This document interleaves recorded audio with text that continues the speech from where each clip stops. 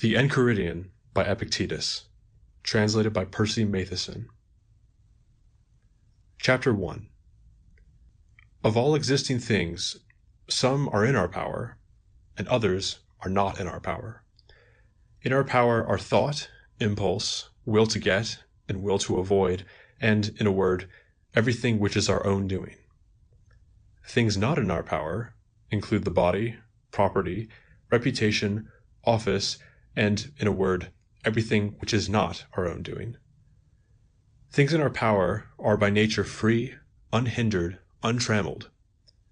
Things not in our power are weak, servile, subject to hindrance, dependent on others.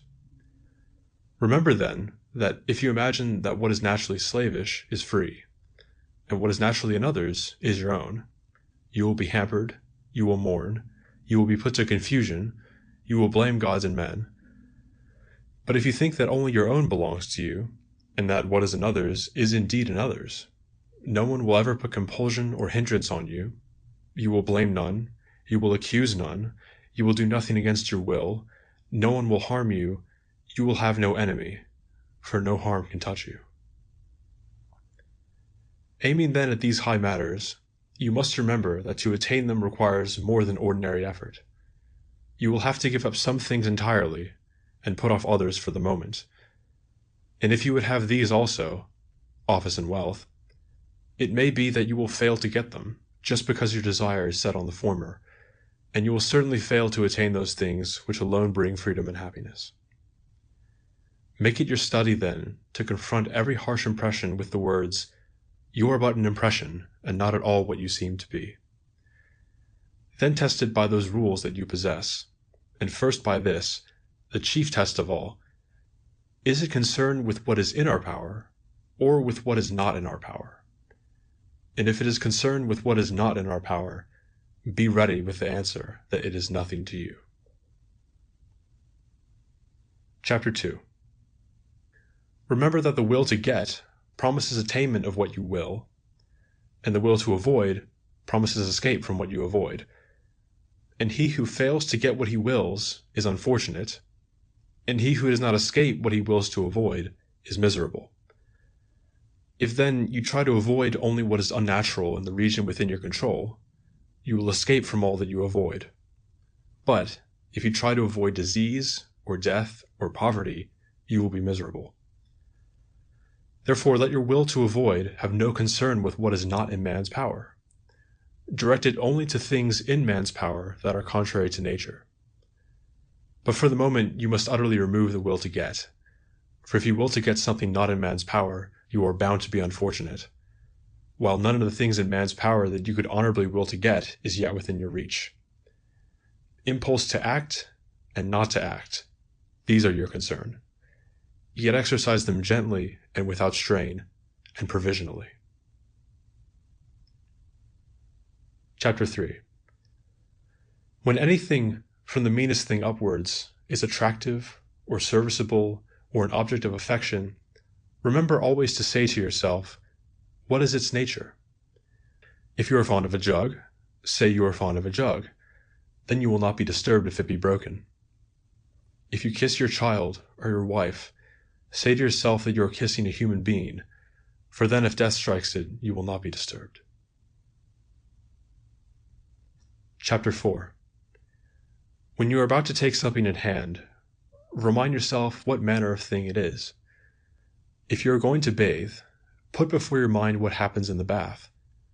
Water pouring over some, others being jostled, some reviling, others stealing, and you will set to work more securely if you say to yourself at once, I want to bathe, and I want to keep my will in harmony with nature, and so in each thing you do. For in this way, if anything turns up to hinder you in your bathing, you will be ready to say, I did not want only to bathe, but to keep my will in harmony with nature, and I shall not so keep it if I lose my temper at what happens. Chapter 5.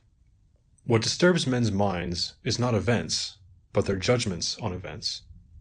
For instance, death is nothing dreadful, or else Socrates would have thought it so. No, the only dreadful thing about it is men's judgment that it is dreadful. And so, when we are hindered or disturbed, or distressed, let us never lay the blame on others, but on ourselves, that is, on our own judgments. To accuse others for one's own misfortunes is a sign of want of education. To accuse oneself shows that one's education has begun. To accuse neither oneself nor others shows that one's education is complete. Chapter 6. Be not elated at an excellence which is not your own. If the horse in his pride were to say, I am handsome, we could bear with it. But when you say with pride, I have a handsome horse, know that the good horse is the ground of your pride. You ask then what you can call your own. The answer is, the way you deal with your impressions. Therefore, when you deal with your impressions in accord with nature, then you may be proud indeed, for your pride will be in a good which is your own. Chapter 7. When you are on a voyage, and your ship is at anchorage, and you disembark to get fresh water, you may pick up a small shellfish or a truffle by the way, but you must keep your attention fixed on the ship, and keep looking towards it constantly to see if the helmsman calls you. And if he does, you have to leave everything, or be bundled on board with your legs tied like a sheep. So it is in life. If you have a dear wife or child given you, they are like the shellfish or the truffle. They are very well in their way. Only, if the helmsman call, run back to your ship, leave all else, and do not look behind you. And if you are old, never go far from the ship, so that when you are called, you may not fail to appear. Chapter 8. Ask not that events should happen as you will, but let your will be that events should happen as they do, and you shall have peace. Chapter 9. Sickness is a hindrance to the body, but not to the will, unless the will consent. Lameness is a hindrance to the leg, but not to the will. Say this to yourself at each event that happens, for you shall find that though it hinders something else, it will not hinder you. Chapter 10. When anything happens to you, always remember to turn to yourself and ask what faculty you have to deal with it. If you see a beautiful boy or a beautiful woman, you will find continence the faculty to exercise there. If trouble is laid on you, you will find endurance. If rivalry, you will find patience. And if you train yourself in this habit, your impressions will not carry you away. End of chapters 1 through 10. Chapter 11. Never say of anything, I lost it, but say, I gave it back. Has your child died? It was given back. Has your wife died? She was given back. Has your estate been taken from you? Was not this also given back? But you say, he who took it from me is wicked. What does it matter to you through whom the giver asked it back? As long as he gives it you, take care of it, but not as your own. Treat it as passers-by treat an inn. Chapter 12. If you wish to make progress, abandon reasonings of this sort. If I neglect my affairs, I shall have nothing to live on. If I do not punish my son, he will be wicked. For it is better to die of hunger, so that you be free from pain and free from fear, than to live in plenty and be troubled in mind. It is better for your son to be wicked than for you to be miserable. Wherefore, begin with little things. Is your drop of oil spilt? Is your sup of wine stolen? Say to yourself, this is the price paid for freedom from passion. This is the price of a quiet mind. Nothing can be had without a price. When you call your slave boy, reflect that he may not be able to hear you, and if he hears you, he may not be able to do anything you want. But he is not so well off that it rests with him to give you peace of mind. Chapter 13. If you wish to make progress, you must be content in external matters to seem a fool and a simpleton. Do not wish men to think you know anything, and if any should think you to be somebody, distrust yourself. For know that it is not easy to keep your will in accord with nature, and at the same time keep outward things. If you attend to one, you must needs neglect the other. Chapter 14. It is silly to want your children and your wife and your friends to live forever, for that means that you want what is not in your control to be in your control, and what is not your own to be yours. In the same way, if you want your servant to make no mistakes, you are a fool, for you want vice not to be vice, but something different. But if you want not to be disappointed in your will to get, you can attain to that. Exercise yourself, then, in what lies in your power. Each man's master is the man who has authority over what he wishes or does not wish, to secure the one or to take away the other. Let him then who wishes to be free not wish for anything or avoid anything that depends on others, or else he is bound to be a slave. Chapter 15. Remember that you must behave in life as you would at a banquet. A dish is handed round and comes to you. Put out your hand and take it politely. It passes you. Do not stop it. It has not reached you. Do not be impatient to get it, but wait till your turn comes. Bear yourself thus towards children, wife, office, wealth, and one day you will be worthy to banquet with the gods. But if when they are set before you, you do not take them, but despise them, then you shall not only share the gods' banquet, but shall share their rule.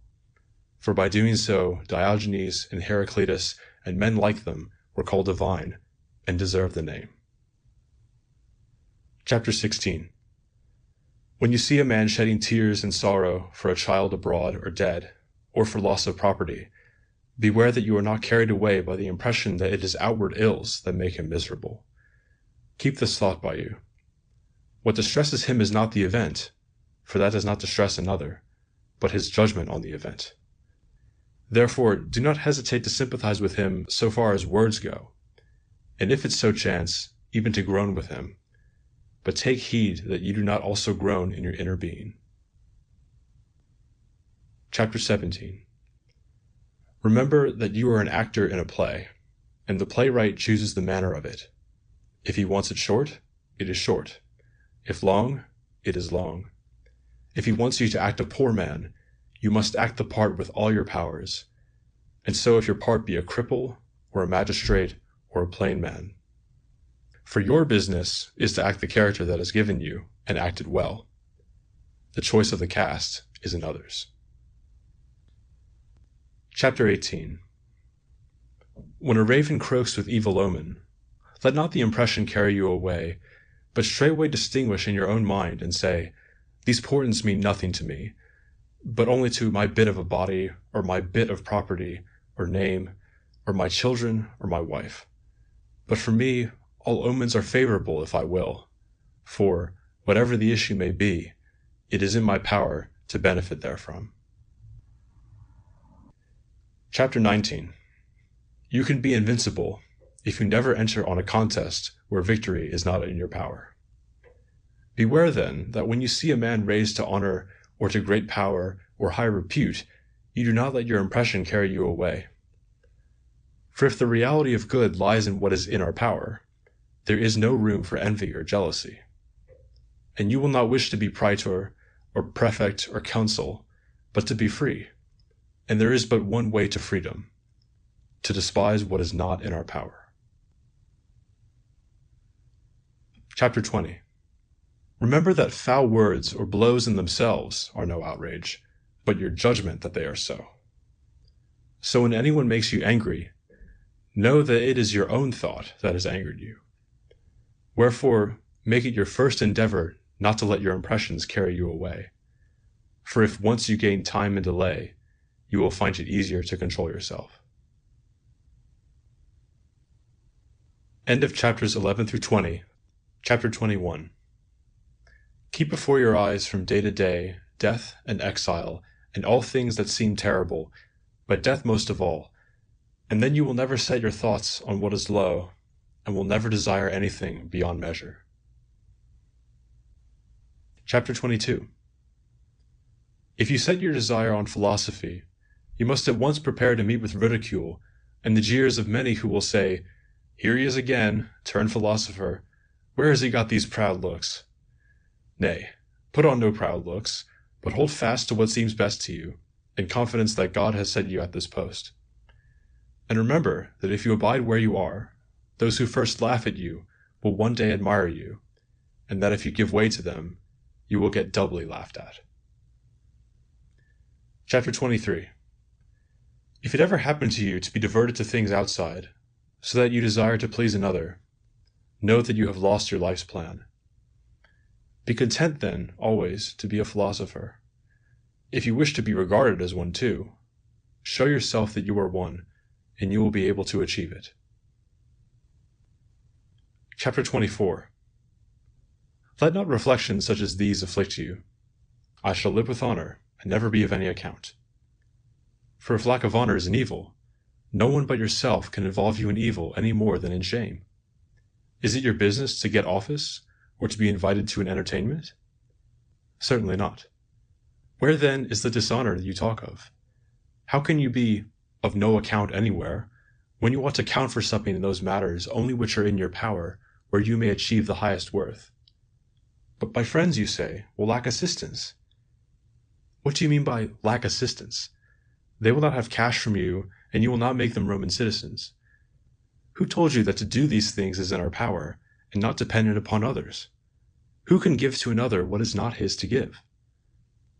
Get them then, says he, that we may have them.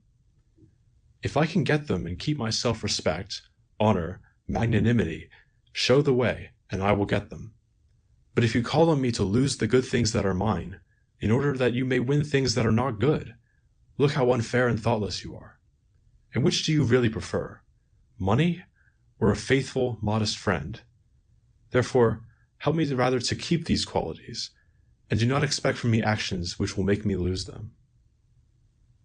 But my country, says he, will lack assistance, so far as lies in me. Once more I ask, what assistance do you mean? It will not owe colonnades or baths to you. What of that? It does not owe shoes to the blacksmith, or arms to the shoemaker. It is sufficient if each man fulfills his own function. Would you do it no good if you secured to it another faithful and modest citizen? Yes. Well then, you would not be useless to it.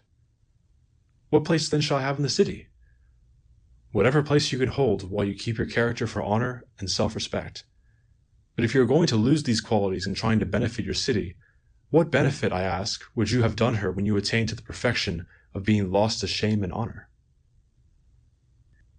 Chapter 25. Has someone had precedence of you at an entertainment or a levee, or been called in before you to give advice? If these things are good, you ought to be glad that he got them. If they are evil, do not be angry that you do not get them yourself.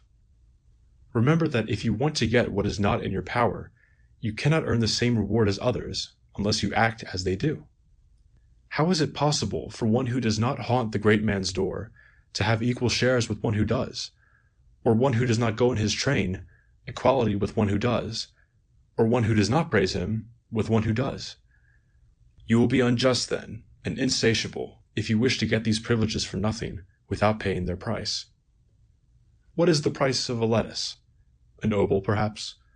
If then a man pays his obol and gets his lettuces, and you do not pay, and do not get them, do not think you are defrauded. For as he has the lettuces, so you have the obol you did not give. The same principle holds good too in conduct. You were not invited to someone's entertainment? Because you did not give the host the price for which he sells his dinner. He sells it for compliments, he sells it for attentions. Pay him the price then, if it is to your profit. But if you wish to get the one, and yet not give up the other, nothing can satisfy you in your folly. What, you say, you have nothing instead of the dinner? Nay, you have this. You have not praised the man you do not want to praise. You have not had to bear with the insults of his doorstep. Chapter 26. It is in our power to discover the will of nature from those matters on which we have no difference of opinion.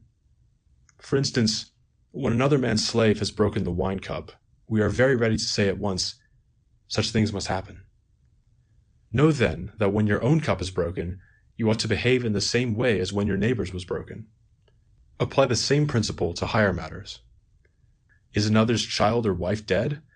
Not one of us but would say, such is the lot of man. But when one's own dies, Straightway one cries, "Alas, miserable am I." But we ought to remember what our feelings are when we hear it of another. Chapter 27. As a mark is not set up for men to miss it, so there is nothing intrinsically evil in the world. Chapter 28.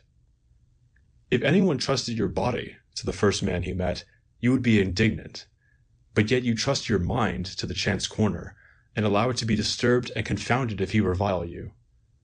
Are you not ashamed to do so? Chapter 29. In everything you do, consider what comes first and what follows, and so approach it.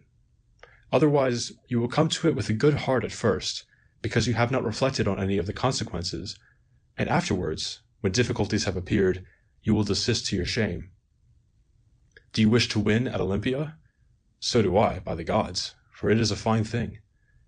But consider the first steps to it, and the consequences, and so lay your hand to the work.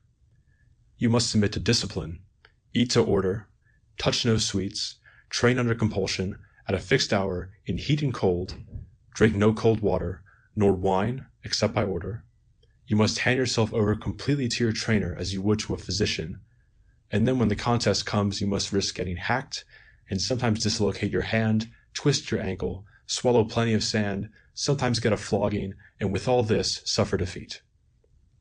When you have considered all this well, then enter on the athlete's course, if you still wish it.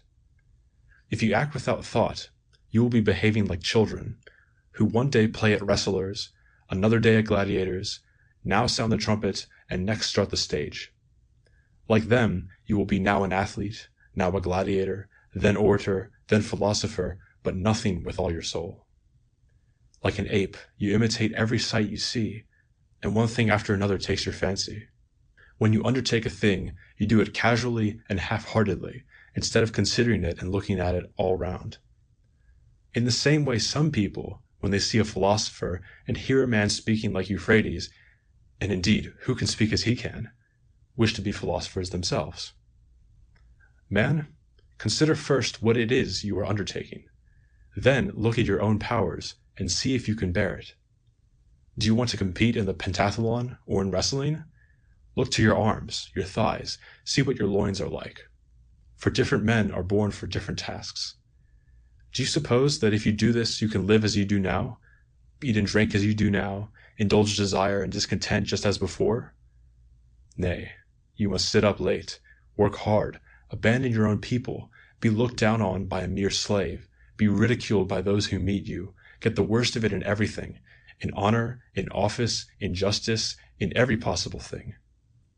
This is what you have to consider, whether you are willing to pay this price for peace of mind, freedom, tranquility. If not, do not come near. Do not be, like the children, first a philosopher, then a tax collector, then an orator, then one of Caesar's procurators. These callings do not agree. You must be one man, good or bad. You must develop either your governing principle or your outward endowments. You must study either your inner man or outward things. In a word, you must choose between the position of a philosopher and that of a mere outsider. Chapter 30. Appropriate acts are in general measured by the relations they are concerned with. He is your father. This means you are called on to take care of him, give way to him in all things, bear with him if he reviles or strikes you. But he is a bad father. Well, have you any natural claim to a good father? No, only to a father. My brother wrongs me. Be careful then to maintain the relation you hold to him, and do not consider what he does, but what you must do if your purpose is to keep in accord with nature. For no one shall harm you without your consent. You will only be harmed when you think you are harmed. You will only discover what is proper to expect from neighbor, citizen, or praetor if you get into the habit of looking at the relations implied by each. End of chapters 21 through 30. Chapter 31. For piety towards the gods, know that the most important thing is this: to have right opinions about them, that they exist, and that they govern the universe well and justly. and to have set yourself to obey them, and to give way to all that happens, following events with a free will, in the belief that they are fulfilled by the highest mind. For thus you will never blame the gods, nor accuse them of neglecting you. But this you cannot achieve, unless you apply your conception of good and evil to those things only which are in our power, and not to those which are out of our power. For if you apply your notion of good or evil to the latter, then, as soon as you fail to get what you will to get, or fail to avoid what you will to avoid, you will be bound to blame and hate those you hold responsible. For every living creature has a natural tendency to avoid and shun what seems harmful and all that causes it, and to pursue and admire what is helpful and all that causes it. It is not possible, then, for one who thinks he is harmed to take pleasure in what he thinks is the author of the harm, any more than to take pleasure in the harm itself. That is why a father is reviled by his son, when he does not give his son a share of what the son regards as good things. Thus Polynices and Eteocles were set at enmity with one another by thinking that a king's throne was a good thing. That is why the farmer, and the sailor, and the merchant, and those who lose wife or children revile the gods. For men's religion is bound up with their interest. Therefore, he who makes it his concern rightly to direct his will to get, and his will to avoid, is thereby making piety his concern. But it is proper on each occasion to make libation and sacrifice, and to offer firstfruits according to the custom of our fathers, with purity and not in slovenly or careless fashion, without meanness and without extravagance. Chapter 32. When you make use of prophecy, remember that while you know not what the issue will be, but are come to learn it from the prophet, you do know before you come what manner of thing it is, if you are really a philosopher. For if the event is not in our control, it cannot be either good or evil. Therefore, do not bring with you to the prophet the will to get or the will to avoid, and do not approach him with trembling, but with your mind made up, that the whole issue is indifferent and does not affect you, and that, wherever it be, it will be in your power to make good use of it, and no one shall hinder this. With confidence, then, approach the gods as counselors, and further, when the counsel is given you, remember whose counsel it is, and whom you will be disregarding if you disobey. And consult the oracle, as Socrates thought men should, only when the whole question turns upon the issue of events, and neither reason nor any art of man provides opportunities for discovering what lies before you. Therefore, when it is your duty to risk your life with friend or country, do not ask the oracle whether you should risk your life. For if the prophet warns you that the sacrifice is unfavorable, though it is plain that this means death or exile or injury to some part of your body, yet reason requires that even at this cost you must stand by your friend and share your country's danger. Wherefore, pay heed to the greater prophet, Pythian Apollo, who cast out of his temple the man who did not help his friend when he was being killed. Chapter 33. Lay down for yourself from the first a definite stamp and style of conduct, which you will maintain when you are alone and also in the society of men. Be silent for the most part, or, if you speak, say only what is necessary and in a few words. Talk but rarely, if occasion calls you, but do not talk of ordinary things, of gladiators, or horse races, or athletes, or of meats or drinks. These are topics that arise everywhere. But above all, do not talk about men in blame, or compliment, or comparison. If you can, turn the conversation of your company by your talk to some fitting subject. But if you should chance to be isolated among strangers, be silent. Do not laugh much, nor at many things, nor without restraint. Refuse to take oaths, altogether if that be possible, but if not, as far as circumstances allow. Refuse the entertainments of strangers and the vulgar. But if occasion arise to accept them, then strain every nerve to avoid lapsing into the state of the vulgar. For know that, if your comrade have a stain on him, he that associates with him must needs share the stain, even though he be clean in himself. For your body, take just so much as your bare need requires, such as food, drink, clothing, house, servants, but cut down all that tends to luxury and outward show. Avoid impurity to the utmost of your power before marriage, and if you indulge your passion, let it be done lawfully. But do not be offensive or censorious to those who indulge it, and do not be always bringing up your own chastity. If someone tells you that so-and-so speaks ill of you, do not defend yourself against what he says, but answer, "He did not know my other faults, or he would not have mentioned these alone." It is not necessary for the most part to go to the games, but if you should have occasion to go, show that your first concern is for yourself. That is, wish that only to happen which does happen, and him only to win who does win, for so you will suffer no hindrance. But refrain entirely from applause, or ridicule, or prolonged excitement. And when you go away, do not talk much of what happened there, except so far as it tends to your improvement. For to talk about it implies that the spectacle excited your wonder. Do not go lightly or casually to hear lectures, but if you do go, maintain your gravity and dignity, and do not make yourself offensive. When you are going to meet anyone, and particularly some man of reputed eminence, set before your mind the thought, "What would Socrates or Zeno have done?" and you will not fail to make proper use of the occasion. When you go to visit some great man, prepare your mind by thinking that you will not find him in, that you will be shut out, that the doors will be slammed in your face, that he will pay no heed to you. And if in spite of all this you find it fitting for you to go and bear what happens, and never say to yourself, "It was not worth all this," for that shows a vulgar mind, and one at odds with outward things. In your conversation, avoid frequent and disproportionate mention of your own doings or adventures, for other people do not take the same pleasure in hearing what has happened to you as you take in recounting your adventures. Avoid raising men's laughter, for it is a habit that easily slips into vulgarity, and it may well suffice to lessen your neighbor's respect. It is dangerous, too, to lapse into foul language.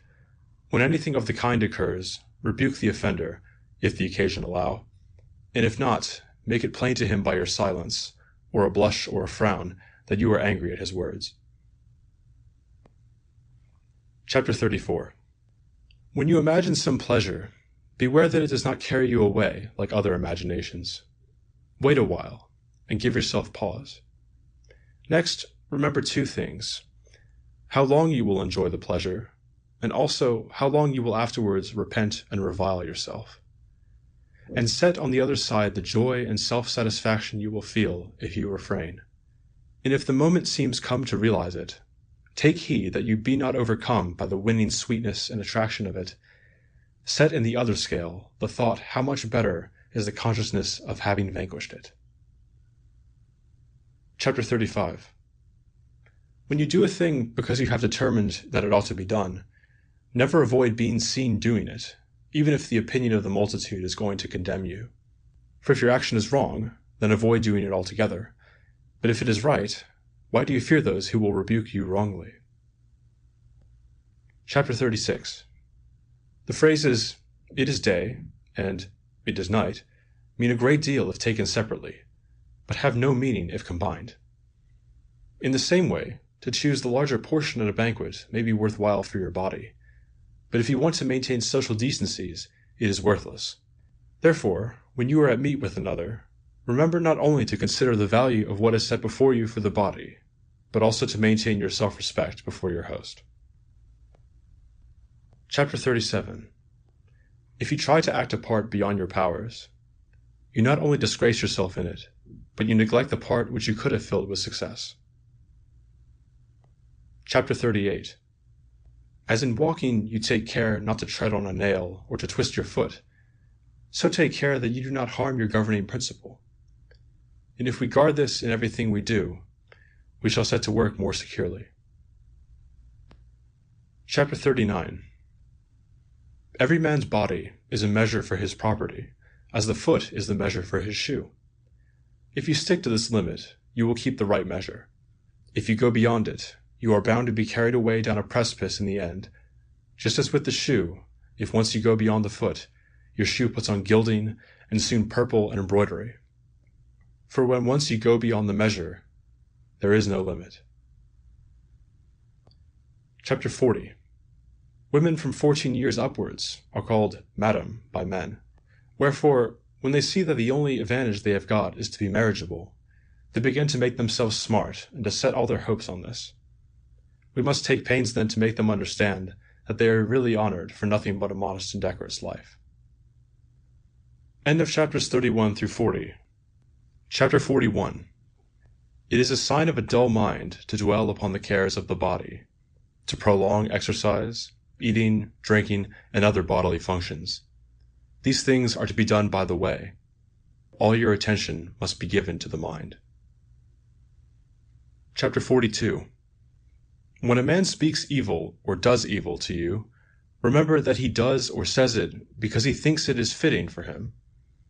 It is not possible for him to follow what seems good to you, but only what seems good to him, so that, if his opinion is wrong, he suffers, in that he is the victim of deception. In the same way, if a composite judgment which is true is thought to be false, it is not the judgment that suffers, but the man who is deluded about it. If you act on this principle, you will be gentle to him who reviles you, saying to yourself on each occasion, "He thought it right." Chapter 43. Everything has two handles, one by which you can carry it, the other by which you cannot.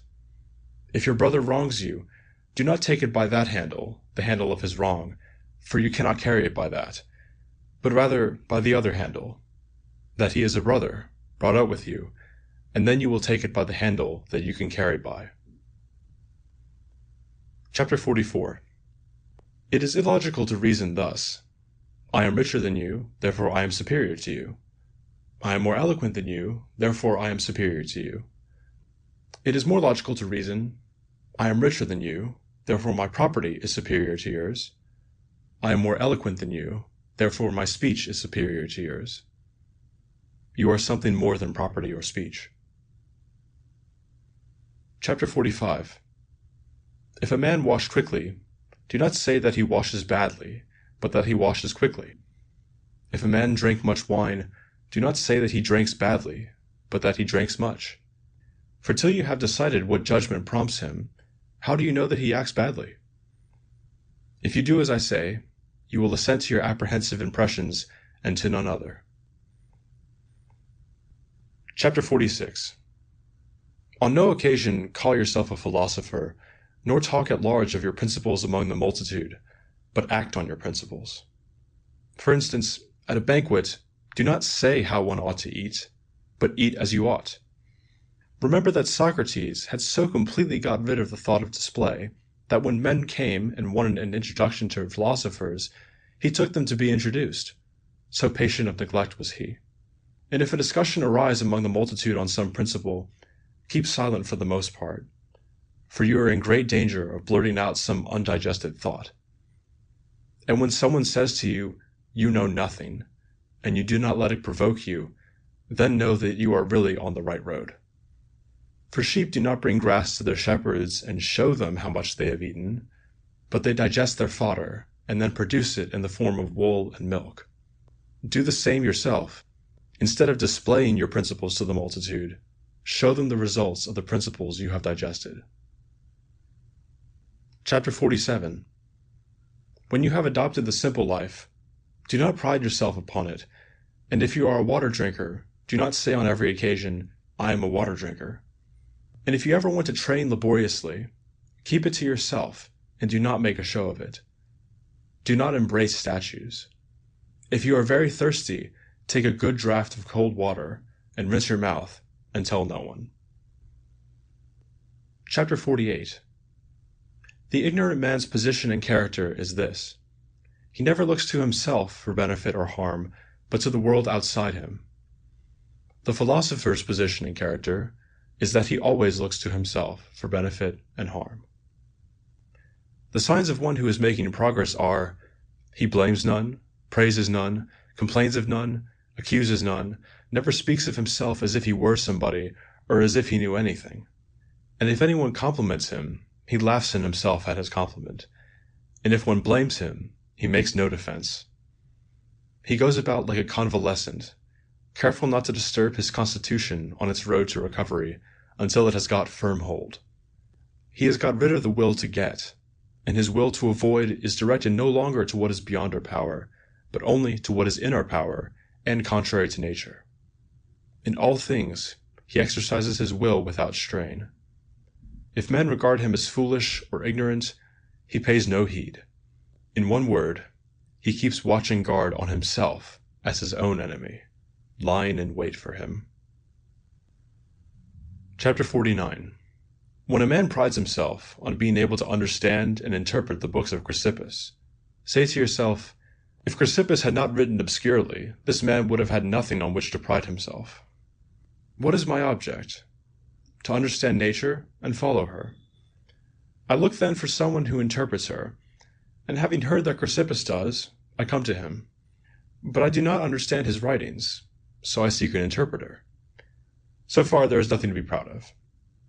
But when I have found the interpreter, it remains for me to act on his precepts. That and that alone is a thing to be proud of. But if I admire the mere power of exposition, it comes to this, that I am turned into a grammarian instead of a philosopher, except that I interpret Chrysippus in place of Homer.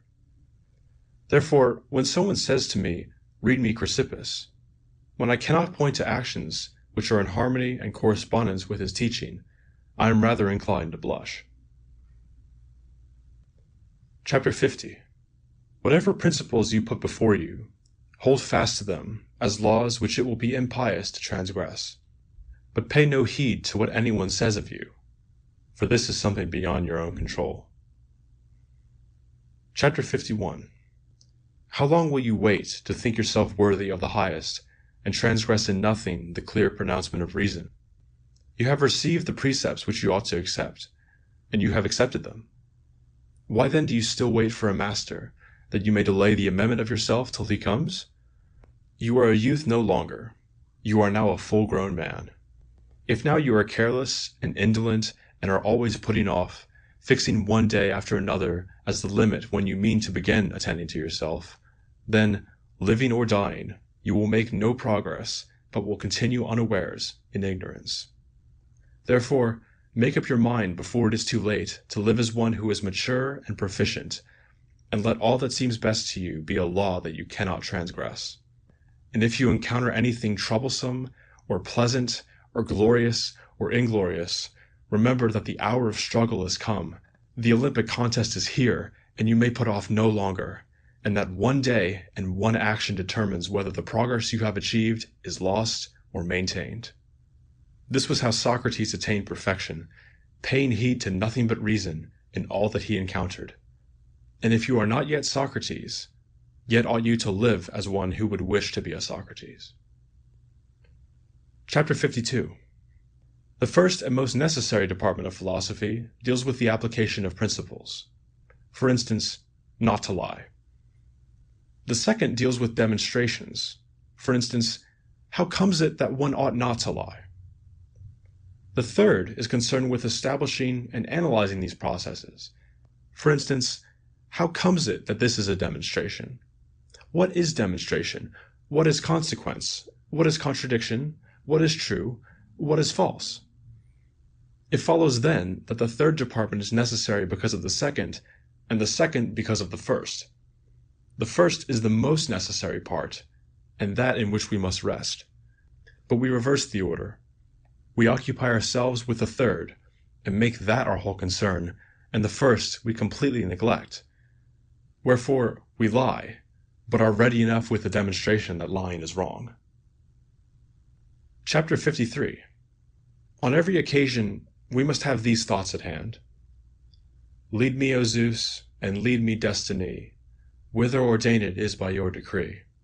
I'll follow, doubting not, or if with will, recreant I falter, I shall follow still. Cleanthes. Who rightly with necessity complies, in things divine we count him skilled and wise. Euripides, fragment 965. Well, Crito, if this be the God's will, so be it. Plato, Crito, 43d.